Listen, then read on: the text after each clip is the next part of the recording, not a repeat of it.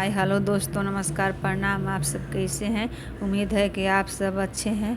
आप लोग के साथ एक ससुराल भाई को ससुराल जाते समय का गीत लेकर आई हूँ। अच्छा लगेगा तो कमेंट, सब्सक्राइब, शेयर कीजिएगा, ज़्यादा से ज़्यादा सपोर्ट कीजिएगा।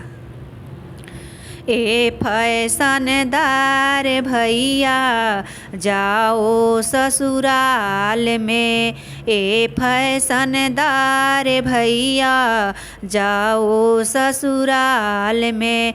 मारुति सज गई है भैया फूलों के हार से, मारुति सज गई है भैया फूलों के हार से। ससुर जी को पापा कहना जाला संभल कर, ससुर जी को पापा कहना जरा संभल कर। जादू ना लागे भैया तेरा ससुराल में, जादू ना लागे भैया तेरा ससुराल में।